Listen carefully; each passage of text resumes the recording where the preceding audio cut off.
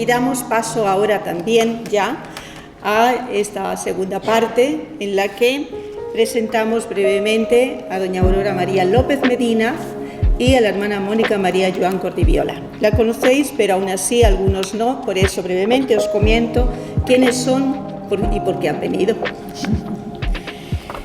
Doña Aurora López Medina es esposa y madre. Vive en Palomares del Río, es María del Sagrario, María chiflada, diría San Manuel. Chiflada por el Señor Jesús y apóstol a tiempo y a destiempo. Profesora titular de la Universidad de Huelva, doctora en Derecho y diplomada en Teología. A finales del 2020 juró el cargo como nueva defensora del vínculo y promotora de justicia del Tribunal Diocesano de Huelva. Gran colaboradora en el granito de arena, investigadora incansable y fascinada por San Manuel y por su obra, porque se ha dejado fascinar por el Señor. Formó parte integrante del equipo que trabajó el cuarto tomo de las obras completas, las cartas de San Manuel, y podríamos seguir con un largo etcétera. Pero ¿qué podríamos decir? Mejor disfrutemos estos días y que la vida hable y hablará. Y a mi hermana, Mónica María Joan, os la presento como argentina, lo vais a notar rápido, aunque ya lleva muchos años entre nosotros aquí en España, y que desde el año 2011 es directora de la editorial y de las revistas fundadas por San Manuel, El Granito de Arena y Ríe. Es licenciada en Ciencias Religiosas por la Universidad de Santo Tomás de Aquino en Roma y es doctora en Periodismo por la Universidad de San Pablo CEU Madrid. La providencia del Señor pues le ha permitido adentrarse en la espiritualidad de San Manuel en sus escritos y en sus cartas. De ahí uno de los frutos de sus investigaciones y trabajos lo tenemos en el tomo cuarto de las obras completas. Y ahora ella sigue transmitiendo y los ponentes que estos días van a transmitir reciben del Señor, son generosos y nos dan con ellos también parte de su vida. Gracias por vuestra generosidad. Tenéis la palabra. Gracias. Bueno, de nuevo estamos aquí, creo que ya, no sé tú Aurora, pero conocemos mucho, a ver, con lo importante que es ver esto. No, pero no se ve. No se ve. Ahí está, ahí está. Es que justo, sí, no son tan rápidos como nosotros. Digo que es tan importante porque queríamos hacer esta primera introducción de una forma seria, pero un poco más informal, poniendo caras y conociendo cómo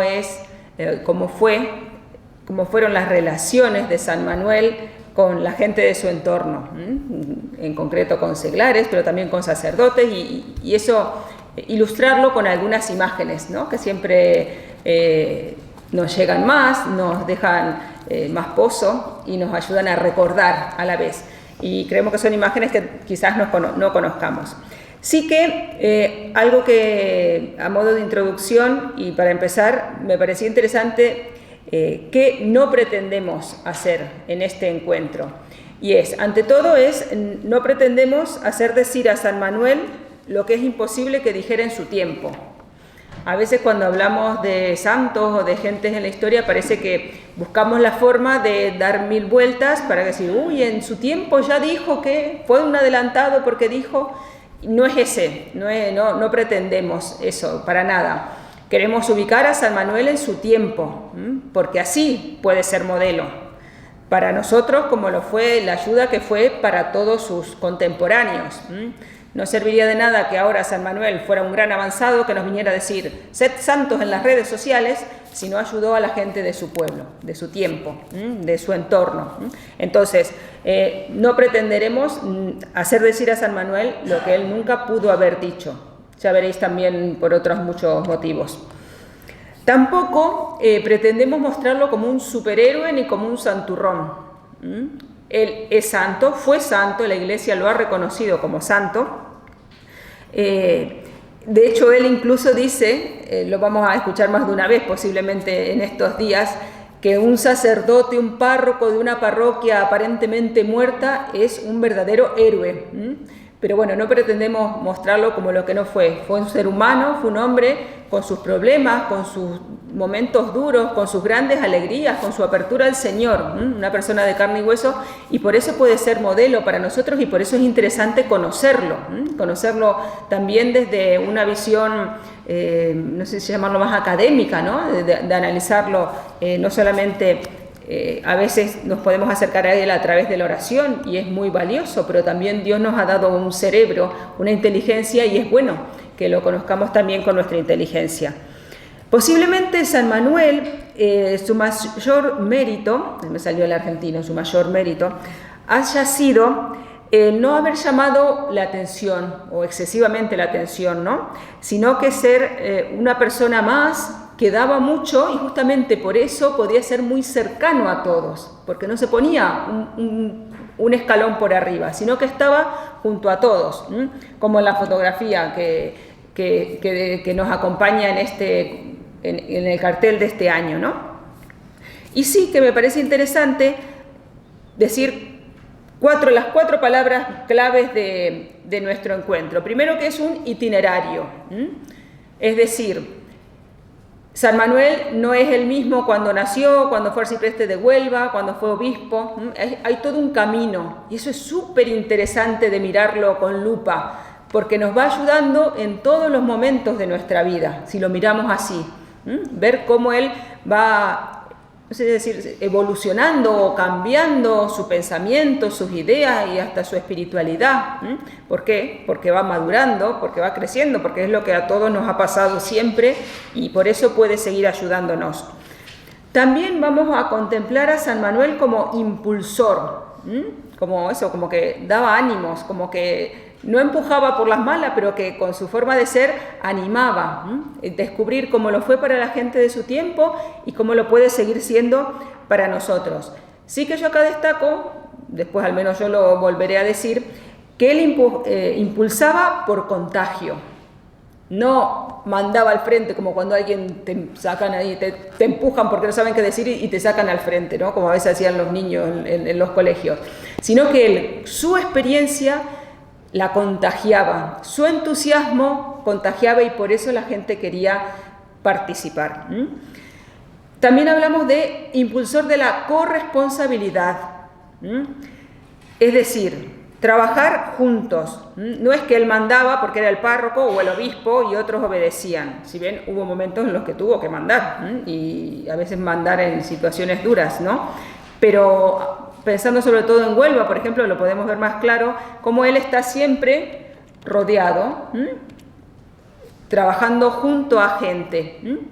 En concreto esta fotografía, fijaos que hay dos fotos de este momento.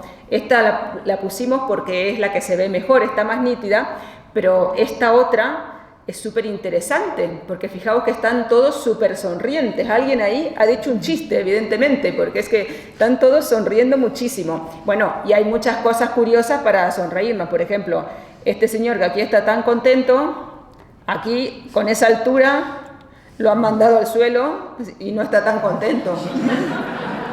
Por ejemplo.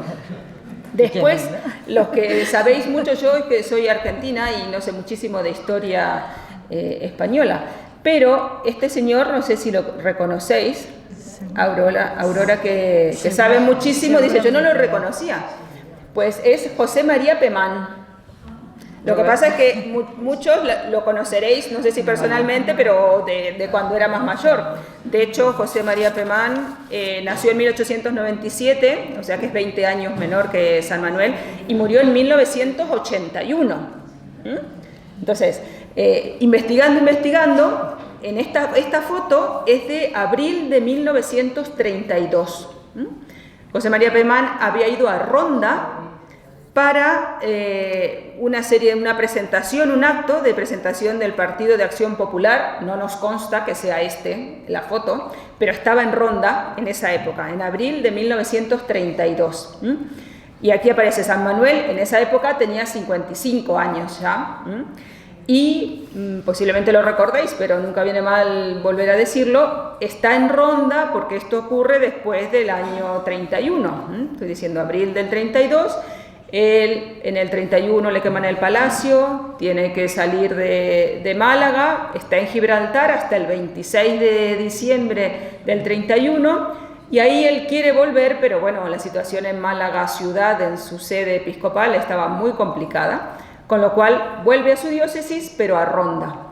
Y estando ahí, está sacada esta foto.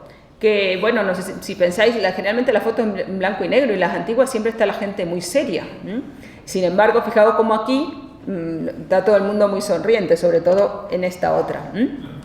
Porque eso, no sé qué habrá pasado, pero está todo el mundo muy alegre. Y es un poco algo que San Manuel contagiaba mucho. De hecho, es el primero que está ahí súper partido de la risa. Bueno, no me voy a enredar más. Sí que si os fijáis, hay una palabra que no he definido, he hablado de itinerario, de impulsor, corresponsabilidad, pero lo de laicos se lo dejo a Aurora, porque os doy una pista. Si alguien busca laicos en los escritos de San Manuel, se llevará un chasco con lo que encontrará. Chan, chan, la Madre General ya nos dio un primer toque de atención, pero Aurora nos lo dice mejor. Yo quería comentar de las dos personas que están en la foto, de dos personas que he localizado en la foto en la Alta, porque fueron mártires. Uno que hemos localizado es este señor que es muy alto y que está luego, era el registrador de la propiedad de Ronda, don Carlos García Mauriño Longoria, padre de 8 hijos, todavía vive una de las hijas. No lo reconocí en esta foto, pero por la altura, que decía, si mi padre era el más alto de Ronda, y al verle, pues está ahí una de las personas que están en la causa de canonización. Y el otro, bueno, pues el sacerdote, que no se ve, pues sí. en esta última es otro sacerdote que también está en la causa de canonización.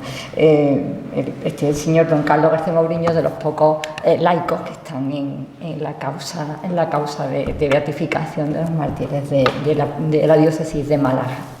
Además, pues por las cosas de la vida, pues he ido a dar con la nieta que vive en Oviedo, vive en Asturias, bien, aunque estoy en Sevilla conmigo. Bueno, pues yo también quiero seguir la misma tónica que ha explicado la hermana Mónica María, de hacer una cosa formal y de, sobre todo, dejarles con ganas de escucharme mañana. Vengo a hablar de mi libro, vengo a anunciarlo en cierto modo la conferencia. Ya lo ha dicho la hermana María Teresa, la Madre General, la ha dicho Mónica María, cuando yo empiezo a prepararme esta presentación de hoy, en general el encargo de venir aquí a dirigirme a ustedes, pues tecleo, para eso tengo el PDF con las cartas, con el volumen cuarto, la palabra laico, y solo sale una vez. Y sale una vez una carta que escribe en febrero de 1906 al canciller de la diócesis, de la archidiócesis de Sevilla, metiéndole prisa, para que le den los papeles para abrir las escuelas de San Francisco, y le dice: los laicos han alquilado un local enfrente para poner la escuela. ¿No? A ver si así. ¿A quién se refiere con estos laicos? Bueno, pues ya le había hablado de laicos en su obra primera, en Lo que puede un cura hoy, donde hablaba: hay una clase de niños más desgraciados que esos niños sin pan, sin ropa, sin hogar y hasta sin padre, que son los niños sin Dios. Es decir, los niños laicos. Sí, aunque vuestro corazón honrado cause extrañeza y horror, debo deciros que hay hombres e instituciones que no tienen otra ocupación que esa: quitar a Dios a los niños. Bien, eso es lo que se ha dado en llamar enseñanza laica. Ese era el significado, lo supo decir muy bien San Manuel, el significado que tenía el término laico en esos años. En esos años que le tocó vivir, dos momentos en la historia, especial en la historia de España. Primero, en esos primeros años del siglo XX, él está diciendo esto en torno a 1906, 1908, y luego en los años en los que le tocaría vivir y salir de Málaga y vivir la guerra a partir de los años 30, del año 31. Bien, como una palabra que es propia del vocabulario cristiano, la palabra laico la usa por primera vez el Papa Clemente I para referirse a lo que pertenecía al pueblo de Dios. Laos en griego es pueblo. Como esa palabra, que se usaría en el siglo XII para distinguir de los clérigos, se convirtió en un adjetivo y en un sustantivo, después laicidad, para designar a una sociedad que pretende desterrar a Dios, dejar fuera a Dios, por considerar que todo lo que pertenece a lo religioso no es bueno para la sociedad. Bueno, pues una larga historia, y yo temía aquí tenerles que contar el tema 4 del temario que explico yo a mis alumnos, y no voy a hacerlo. Solo quiero pues darles unas notas de cómo esto sucede. Hay una corriente que viene a llamarse naturalismo, una corriente filosófica que está muy en boga en los últimos años del siglo XIX. A España llega un poquito más tarde, en los primeros del XX, y este naturalismo entiende que la conciencia de cada individuo es libre y soberana frente a cualquier criterio objetivo o norma superior, frente a cualquier norma de derecho natural o, por supuesto, de verdad revelada. Bueno, pues por querer esta corriente filosófica, por querer designar a la Iglesia como este grupo, como un grupo religioso que impide el progreso, que impide el desarrollo de las personas, pues entendiendo que la Iglesia son clérigos y laicos, y los clérigos son los que organizan y tienen la potestad en la Iglesia, llaman laicidad, llaman escuela laica, llaman con el adjetivo laico a todo lo que se va organizando siguiendo esa idea. Y la idea central es que, en el mejor orden de la sociedad pública y el progreso civil, exigen absolutamente que la sociedad humana se constituya y gobierne sin relación alguna a la religión.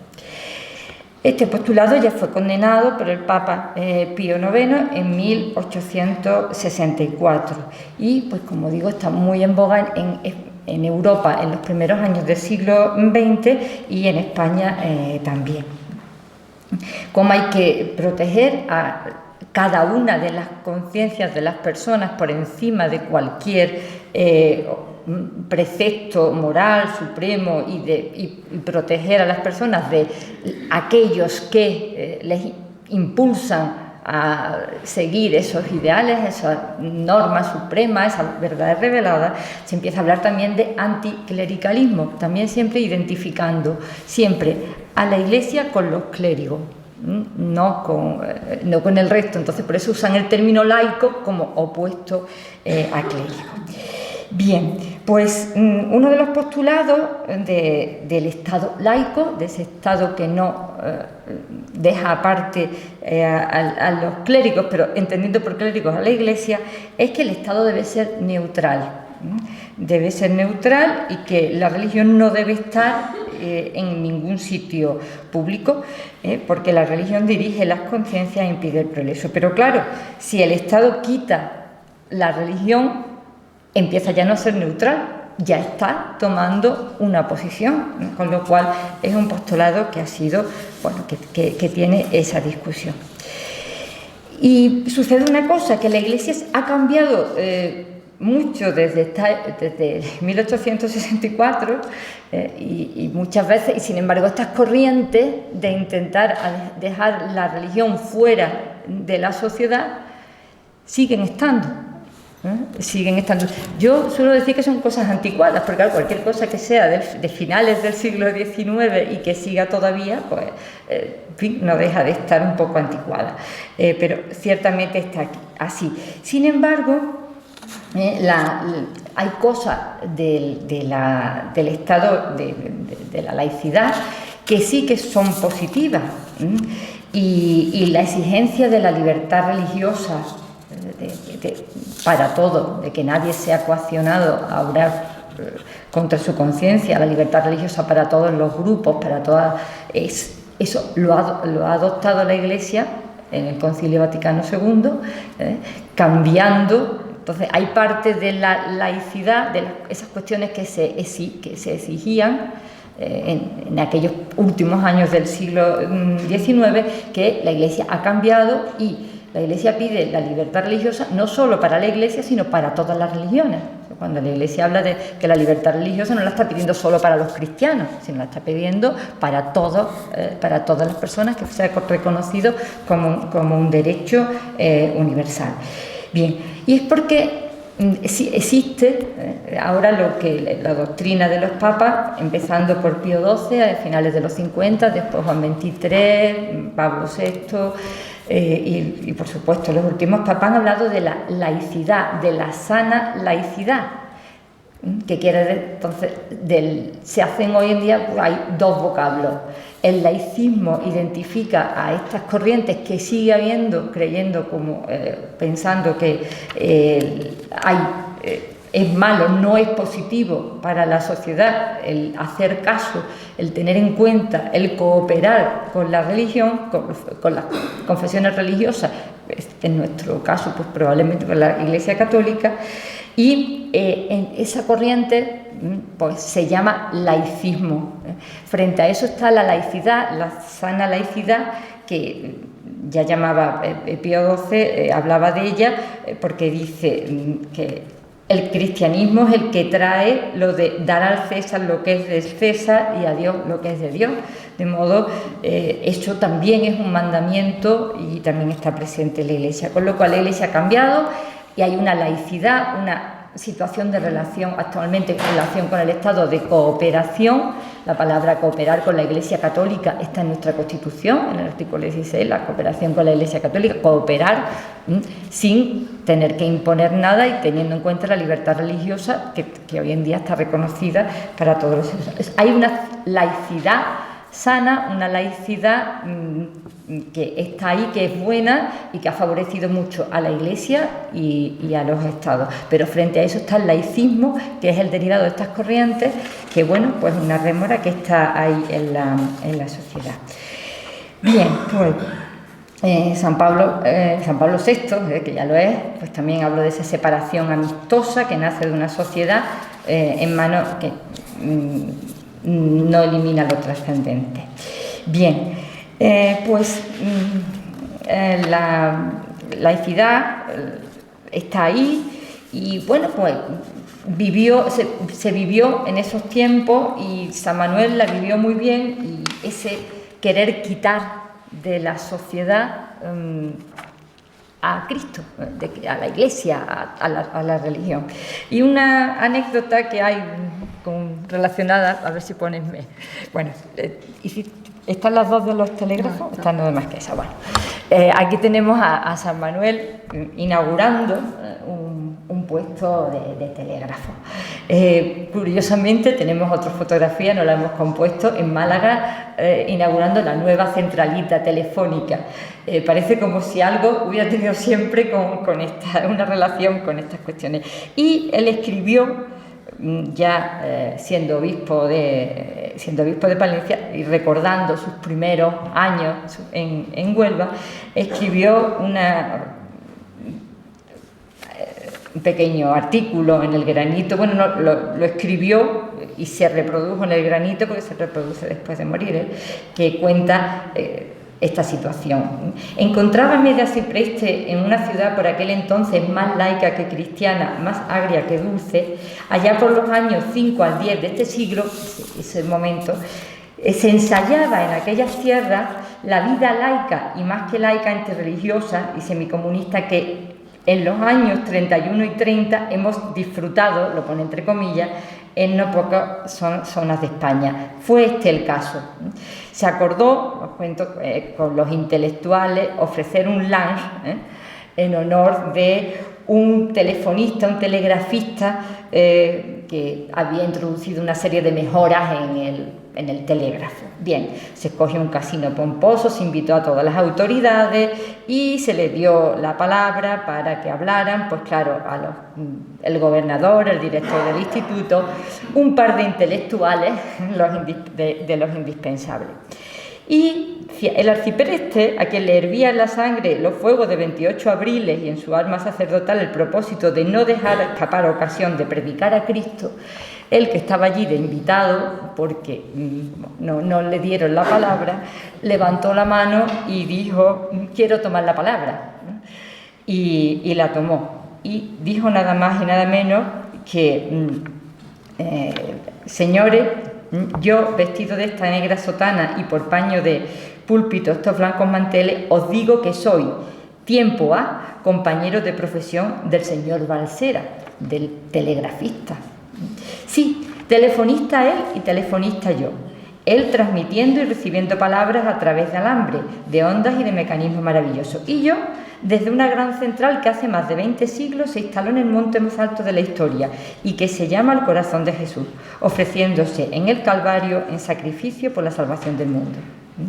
Yo, y como yo, todos los sacerdotes católicos, desde aquella gran cumbre o desde sus sucursales, que son los sagrarios de la tierra, transmitimos, no a través de alambres de metal ni de ondas de éter, sino de hilos misteriosos de gracia de Dios, lumbres inextinguibles de fe, fuegos abrasadores de caridad y aromas exquisitos de civilización y fraternidad.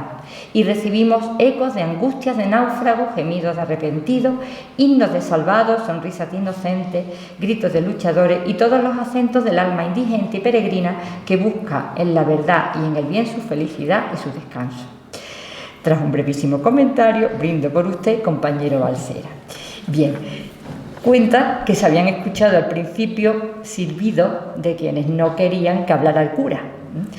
Y después del brindis comentaba, escribía San Manuel: me retiraba de la mesa y se me acerca un grupo de ingenieros de mina de los que partieron los siseos iniciales para acallarle, y tomando uno la palabra por todos dice: señor arcipreste, tenemos que pedirle perdón. ¿Perdón a mí? ¿De qué? Sí, señor, de nuestra grosería. Nos molestó enormemente la vista de un cura aquí y por añadidura sermoneador, y la verdad, le hemos siseado para que se callara. Estamos arrepentidos, ¿nos perdona? Un abrazo efusivo a cada uno del grupo por la nobleza de su confesión fue mi respuesta. Va más allá. Muchas gracias, pero ahora falta la penitencia. Y metiendo la mano en el bolsillo del chaleco y sacando unas cuantas monedas, ¿me permite usted aplicar estas pesetas a la escuela de los niños pobres que se están levantando? Estas y las mías. Se fue con una bolsa de pesetillas de la época, ¿no? Entonces, bueno, él se daba cuenta que no se quería la iglesia tal, pero pues ahí estaba él y acabó pues así. Pues esa es la actitud, no los lamentos y las cuestiones, sino, bueno, pues seguramente esta que incluso le permitía todo esto. Hemos dicho efectivamente que él no usa el término laico porque en ese contexto había que relacionarlo con este sistema, ¿no? Pero sí habla de seglar y sí que se apoyó en los seglares. A mí me encanta esta foto que está tomada en Huelva cuando él vuelve en los años 20 ya siendo obispo y está con sus chaveas de Huelva, que ya todos son pues, mayorcitos. Son mayorcitos, muchos fueron maestros. Y él, para poner en marcha las escuelas de Huelva, tiró de seglares. Ciuró era un seglar, les mandó a 3 seglares a Granada, sacándole kilométrico como dependiente de una fábrica de jabón para que le saliera más barato el viaje. Los mandó a Granada a las escuelas del Ave María. Y allí aprendieron ese método docente que me imagino que alguna vez algunos pedagogos estudiarán y verán y rehabilitarán esos métodos de la escuela de las escuelas de la Ave María, y con ello empieza aquellas escuelas. Después le confía el que sigan con la residencia para los que querían estudiar magisterio en Huelva y prepararse las oposiciones. O sea, siempre él ponía los instrumentos para que fueran los seglares los que sacaran eso adelante. Ahí siguen todavía las escuelas de San Francisco. Luego, pues también él tenía esa idea de que había lugares a los que solo los seglares podían llegar, son los que llevar a Dios. Y también tenía esa idea que pertenece a la sana laicidad de que en un sistema democrático laico, en el sentido bueno, donde exista la laicidad, podía permitir a los políticos católicos, usando de los medios constitucionales, traslucir en la sociedad leyes permeadas por los principios cristianos. Y por eso estuvo cerca de personas importantes. Él era obispo, tenía ascendiente sobre muchos, conociendo, impulsando, pero siempre con un gran respeto a la autoridad establecida. Y siempre hay cartas, se pone a disposición de cualquier autoridad, fueran las de un régimen o fueran las de la República, siempre fue así. Pero aquí se encuentra pues con una serie de personas. Se reconoce a Gil Robles, padre, que esta semana ha muerto Gil Robles, su hijo. Y bueno, pues también en la carta que explica esta foto dice otro diputado, no lo reconocemos, y otras buenas personas. Siempre estuvo ahí, porque la laicidad no significa que no se pueda, los cristianos no podamos influir en la sociedad. Es más, está para eso con los medios que tenemos democráticos. Bien, luego hay una última foto que sacamos también pues por ese respeto que siempre tuvo a la autoridad, que ahí está con los reyes, con don Alfonso XII y la reina doña Victoria Eugenia en su visita al seminario. En el Palacio Real se conservan ejemplares de los libros de San Manuel, que debió de esa época, y la factura, o sea, que se le cobró a los reyes también. Bueno, en sus escritos, en su correspondencia personal, como sacerdote, él siempre quiere conducir a los seglares, a los laicos, dándole doctrina, dándole gracia sacramental y la forma para que ellos hagan lo que les corresponda. Intuía que a ellos les correspondía hacer todo eso. Contó su forma de acercarse a los seglares, era muy lógica. Contó de entrada con los que ya estaban más cerca de la iglesia para que estos fueran a buscar a los demás. No va él, sino él empuja a los que ya estaban más cerca, como decía, ¿no? Para que fueran a buscar a otros. Y él se limitó a darle la gracia sacramental, la doctrina, y no le dejó consignas ni nada, solo le dejó una consigna que es, y la sabéis todas, no dejarle abandonado. Esa es la que él impartió. Bueno, y un par de fotos más. Seguimos.